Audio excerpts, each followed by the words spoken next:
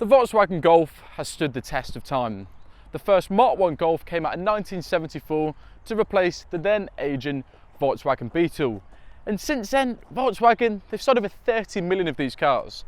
And today, courtesy of Listers Volkswagen Stratford-upon-Avon, I'm going to be testing out the brand new, facelifted Mk7.5 Volkswagen Golf.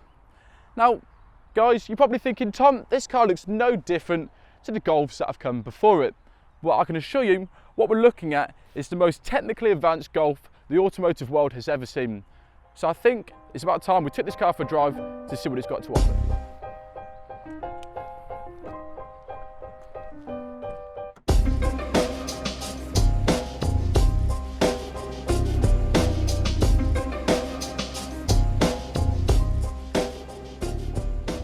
So, one thing I've been eager to explore with this Golf is we have self-parking technology, which Volkswagen calls Park Assist.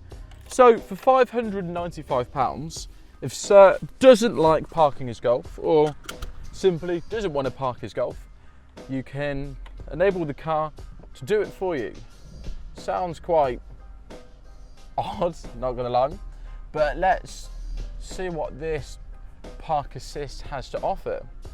So to engage the technology, there's a little P symbol there. I press, that's now lit up yellow. Driving past a parking space. Oh, and now on the screen behind the steering wheel, next to the tachometer, it's recognised as a free parking bay. It's saying self-park has activated. Now what I'm doing is just using the clutch to move backwards. As you can see, no hands on the steering wheel.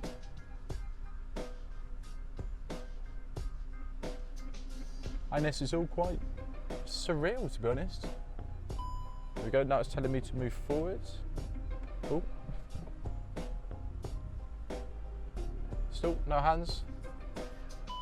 Now it wants me to move back.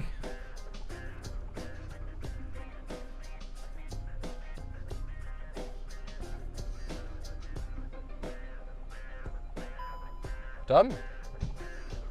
And by the looks of it, it's parked me pretty much perfectly within the bay. Would you use something like this? I suppose if you don't like parking and you're not confident, it could prove useful.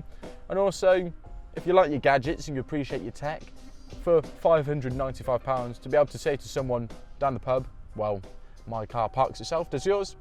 For some people that might be worth the money. So Park Assist, that's pretty cool. So thumbs up for me.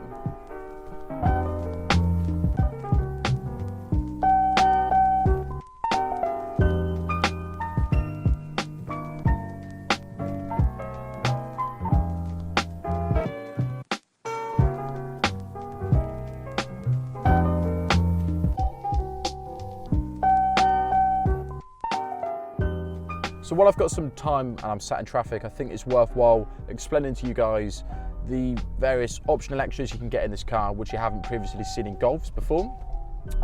One thing which this car doesn't have, which I'm really keen to have a go with, is wireless smartphone charging, and that's in the compartment behind the gear stick. So basically, as the name suggests, you chuck your iPhone in there and the compartment will charge your phone with no wires. That's really cool and a lot neater than having your phone plugged into a USB port with a charging cable. For £495 is a thing called Active Info Display, and it gives you a digital 12.3-inch screen behind the steering wheel, and that enables you to view your directions on your sat nav when you've put in a postcode. One other thing, again not on this car, but you can get with the Discover Pro infotainment system upgrade, which is £1,325, is something called gesture control. What that enables you to do is flick through music on an album or your contact lists in your phone simply by making movements with your hands. And they're the significant technological advancements with regards to equipment in this car which you haven't previously seen in Golfs before. So I was quite impressed with the self-park technology earlier, so I thought, let's give the car a tougher challenge.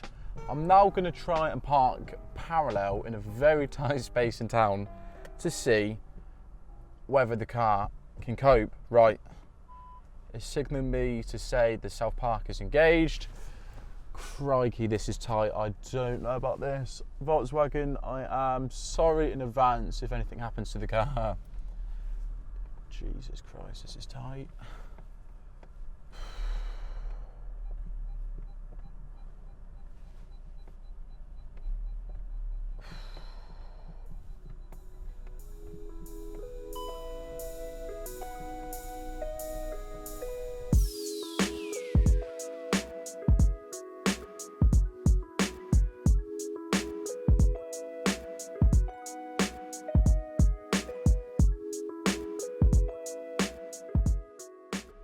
And we're in.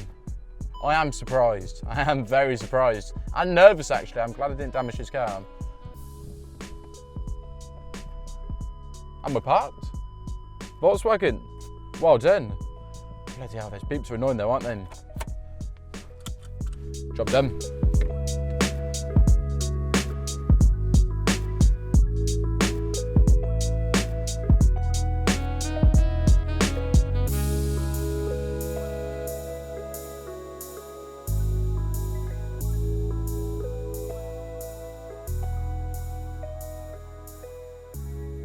Inside the cabin of the facelifted Golf, we've got a few minor changes, most notably of which we've got a revised, tweaked infotainment system. And this gives you all the functionality you'd expect from a brand new Volkswagen. You've got a digital radio, you can sync your phone to the car via Bluetooth, which means you can play songs from your Spotify account or ring contacts from within your phone book. We've also got a nice, neat navigation application. And let's move on to the back of the vehicle and see what's going on there.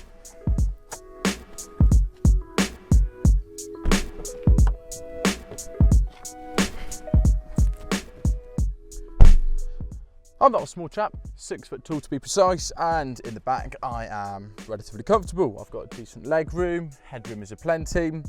We've also got 2 cup holders in the rear for passengers and also a neat storage compartment which enables you to access goods that are kept in the boot.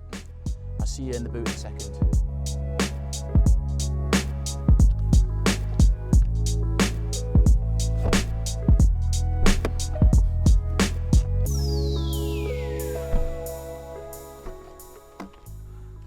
Being a Golf, as expected, you've got a rather large boot, meaning, like today, you can transport various camera equipment and bags or put a couple of suitcases in there, whatever takes your fancy.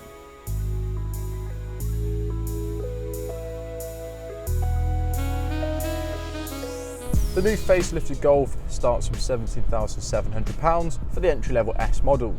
What I'm driving today is called the Golf SE Navigation. Now that is £19,600 and it's basically your middle of the range Golf. This particular vehicle is powered by a 1.4 litre TSI engine and that's good for 123 brake horsepower. Claim 0 to 60 is just under 9 seconds and when the law permits 127 miles per hour. Perhaps most importantly for a vehicle like this is fuel efficiency. If you're buying a 1.4 litre TSI, chances are the miles per gallon you're going to get will be of importance to you. So on this car, Volkswagen claim 55 miles per gallon. Currently, I have been averaging over the last 20 miles 29.5, but I have been doing a lot of town driving and also now in the country I've just been testing out how the car performs.